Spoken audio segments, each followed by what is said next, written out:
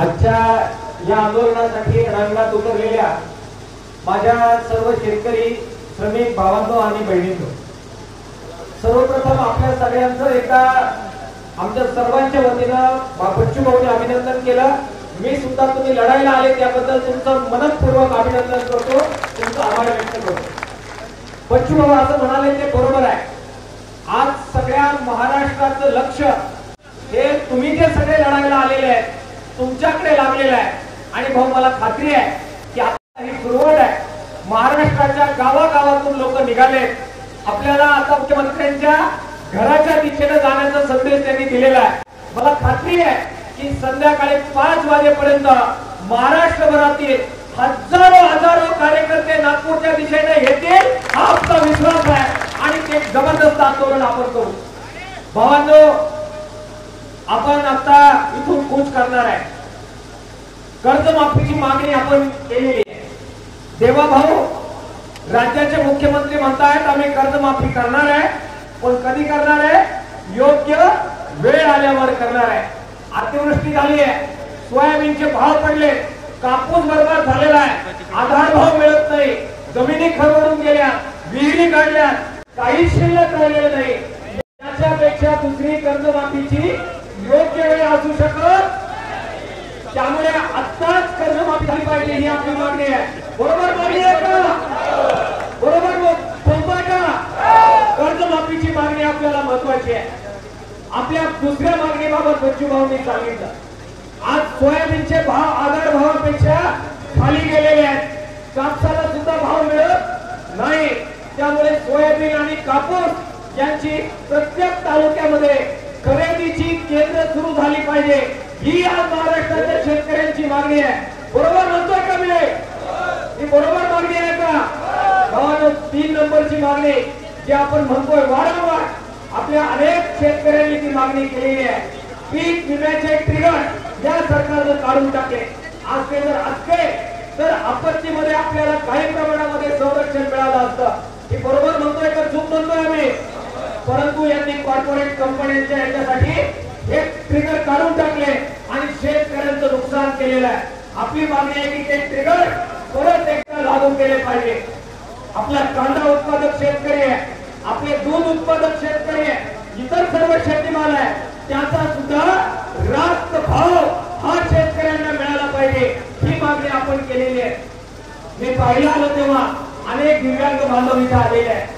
भाऊने आता प्रेसला सांगताना सांगितलं की वाईट अवस्था त्यांची असते तरी सुद्धा भाऊंनी आवाज दिला आणि महाराष्ट्राच्या कानाकोपऱ्यातून ते आलेले आहेत। त्यांच्यासाठीच्या काही मागण्या आपण केलेल्या आहेत, ज्या पूर्वी सुद्धा भाऊंनी केलेल्या आहेत, त्या मागण्या घेऊन आपल्याला पुढे जायचंय। एकूण साधारणपणाने एक अशा प्रकारच्या मागण्यांचं वर्गीकरण आपण केलेलं आहे। पण भावांनो, हे जे सरकार आहे आपण गेलो आणि त्यांनी दिलं असं होणार नाही। हे लबाडाचं अवतार आहे, ते जेवल्याशिवाय खरं मानता येणार नाही आणि म्हणून लढाई करावी लागणार आहे। पंजाबचे शेतकरी ते निघाले पंजाबवरून सरकारकडे काळ्या कायद्याच्या विरोधात लढायला। असेच भाऊ ट्रॅक्टर घेऊन निघाले। स्वागत कसं झालं या सरकारने केलं? त्यांच्या रस्त्यामध्ये काटे खेळे हे ठोकले, अश्रू दुराच्या नळकांड्या त्यांच्यावर फोडल्या। आपण त्या सगळ्या लढाईचे साक्षीदार आहोत। आम्ही 1000 लोक घेऊन सीमेवर गेलो होतो आणि बच्चू भाऊ सुद्धा सायकल मोटरसायकल रॅली काढून त्या लढाईमध्ये गेले। किती दिवस लढाई चालली? ती 1 वर्षभर लढाई चालली। 1 वर्षानं ते म्हटले किती इंचाची छाती आहे? 56 इंचाची छाती। ती शेतकऱ्यापुढे झुकणार नाही। पण पंजाबचा शेतकरी, हरियाणाचा शेतकरी, उत्तर प्रदेशचा शेतकरी, आपण सगळे ही शेतकऱ्याची पोरं वर्षभर लागले पण 56 इंचा छातीला शेवटी शेतकऱ्यांच्या पुढे झुकवल्याशिवाय राहिले नाही। हा या महाराष्ट्राचा आणि देशाचा इतिहास आहे। मग पंजाबचा शेतकरी करू शकतो, उत्तर प्रदेशचा शेतकरी करू शकतो, मग हा छत्रपती शिवाजी महाराजांच्या महाराष्ट्रातला शेतकरी करू शकतो की नाही? हा मला बोला, करू शकतो का नाही? लढू शकतो की नाही आपण? बच्चू भाऊंनी सांगितलं, मावळे जेव्हा लढायला निघायचे त्यांना काय हॉटेल होते का? राहायची काय व्यवस्था होती का? घोड्यावर निघाले शेतकऱ्याची पोरं एकदा छत्रपतींचा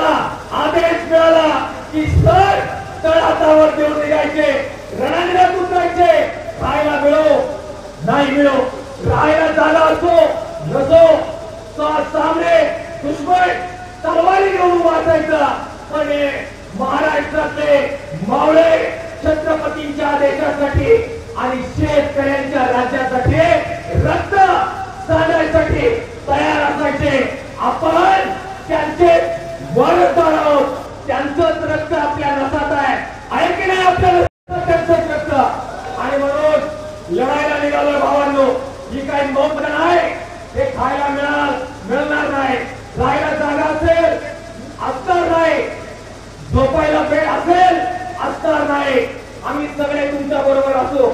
आम्ही सगळे नेते एसीत राहणारे नेते नाही आहोत. लॉंग मार्च जो किसान सभेने काढला आठवतोय ना? 40,000 लोक नाशिकवरून पायी चालत निघाले. 8 दिवस चालले आणि मुंबईला पोहोचले. अरे खायला मिळत होतं का? राहायला जागा होती का? ऊन वारं पाऊस महाराष्ट्राने त्यांचे रक्ताळलेले पायी पाहिलेले आहेत. मग आपले ते शेतकरी पायी रक्ताळत घेत सरकारला झुकू शकतात. तर आज आपण सगळे निघालोय. आपल्याकडे जरा ट्रॅक्टर आहे, आपल्याकडे साथ आहे, आपल्याकडे बच्चूभाऊ आहे, आपल्याकडे राजू शेट्टी आहे, आपल्याकडे रविकांत तुपकर आहे, आपल्याकडे महादेव जानकर आहे, आपल्याकडे विजय जावंदी आहे. या सगळ्या नेत्यांची एकजूट असताना आपण हटणार आहोत का भावांनो? आपण माघारी परतणार आहोत का? भावांनो, शेवटचा मुद्दा सांगून संपवणार आहे. अशीच लढाई झाली आणि तानाजी मालुसरे आणि त्यांचे शेलार मामा हे उदय भानावर चालून गेले. गंगोर लढाई झाली, पण घात झाला आणि तानाजीची ढाल तुटले. तानाजीची ढाल तुटल्यावर शेला काढला, हाताला गुंडाळला. उदय भान वार करत होता आणि तुटलेल्या शेल्याच्या हातावर हा मावळा तो वार झेलत होता. गंगोर लढाई झाली. दुर्दैवाने आपले मावळे, आपले नेते तानाजी मालुसरे कोसळले. मामा पुढे आले, सैरभैर चर्चा झाली आणि मावळे इकडे तिकडे पडू लागले. तानाजी मालुसरेला पडताना पाहून मामा पुढे आले आणि मामा म्हणाले, अरे मर्दान लढावा, एक तर लढून मरा, नाहीतर गडा खालो उड्या टाकून मरा. मावळे फिरले आणि उदय भानाचा कोथळा बाहेर काढला. हा इतिहास महाराष्ट्रामध्ये आहे. विनंती करायची आहे, नागपूरच्या दिशेने निघालाय. जो पाठ दाखवेल, तो पळून जाईल, तो माघार घेईल, तो शेतकऱ्याच्या पोटचा असू शकणार नाही. हा संकल्प आपण केला पाहिजे. सामूहिक निर्णय करू. पुढे किती जायचं, मागे किती राहायचं, कोणत्या मागण्यांवर मागे थांबायचं, कोणत्या मागण्यांवर निकाल लावायचा, हे सगळे मिळून ठरवू. जो निकाल होईल सगळे मिळून होऊ. पण मेलो तर सगळे कटून करू आणि जिंकलो तर सगळे गुलाल घेऊन जाऊ. या एकजुटीला भावांना आपल्याला पुढे जायचं आहे. मी आपल्याला विनंती करतो, एक ट्रॅक्टर रॅली आम्ही काढली होती. दुधाच्या प्रश्नावर आमचे नगरचे शेतकरी आले. अनुभव पर्यंत येतो. ट्रॅक्टर जो आहे मी शेतकऱ्याचं लेकरू आहे, त्यामुळे ट्रॅक्टर कसा चालतो मला माहिती आहे. त्याला कमी स्पीडने चालवताना बऱ्याच अडचणी येतात. पुढे ट्रॅक्टर असतो, ट्रॉली असते, मागचा जो ड्रायव्हर आहे त्याला तो कंट्रोल करत राहणं, पायावर लोड येतो, सगळ्या यंत्रणेवर लोड येतो. मग ड्रायव्हर काय करतो, थोडीशी जागा मिळाली की काढला बाहेर ट्रॅक्टर, घुसवला हात, मग सुद्धा हे होतं आणि त्यातून मग काही जागा फटका होतो. मला अनुभव आहे. एक साधारण 250-300 ट्रॅक्टर. अरे तुम्ही तर माणसं भरून आणले, आम्ही शेत भरून काढलं. शेत भरण्यामध्ये सरकारला सांगितलं, दुधाच्या धंद्यातून फक्त शेलच शिल्लक आहे, ते पण तुम्हाला घेऊन जा. आम्ही त्यांच्या कार्यालयात होतो.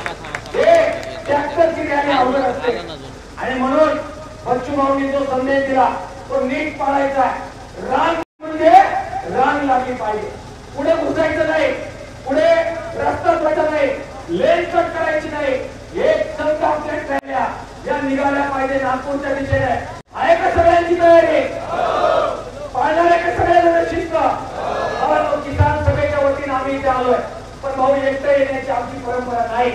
आमचे बीडचे शेतकरी, परभणीचे शेतकरी, नगरचे शेतकरी, मराठवाड्यातून वेगवेगळ्या जिल्ह्यातून शेतकरी हे सकाळपासून यायला सुरुवात झाली. वर्ध्यातून आता मी आलो. तुमचं चौकात किसान सभेच्या वतीनं स्वागताचे मंडप हे किसान सभेने लाल बावट्याने टाकलेले आहे.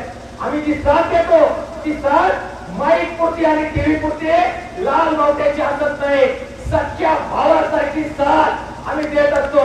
मी आपल्याला शब्द देतो की प्रहार आणि किसान सभा आणि बाकी स्वाभिमानी आहे, बाकी भूमिपुत्र आहे, काँग्रेस आहे, बाकी आम्ही सगळे जे जे साथीला आलोय ते सख्या भावासारखी साथ देऊ. तुम्ही ज्यावेळेस म्हणाल त्यावेळी उड्या टाकायला एकटे तुम्ही नसाल, हे लाल बावट्यावाले सुद्धा तुमच्या बरोबर 100% राहतील हा विश्वास तुम्हाला देतो. शेवटपर्यंत साथ देऊ हे शब्द देऊन माझे 2 शब्द संपवतो. धन्यवाद. इन्क्लाब जिंदाबाद. शेतकरी एकजूट जिंदाबाद. अग्रवाल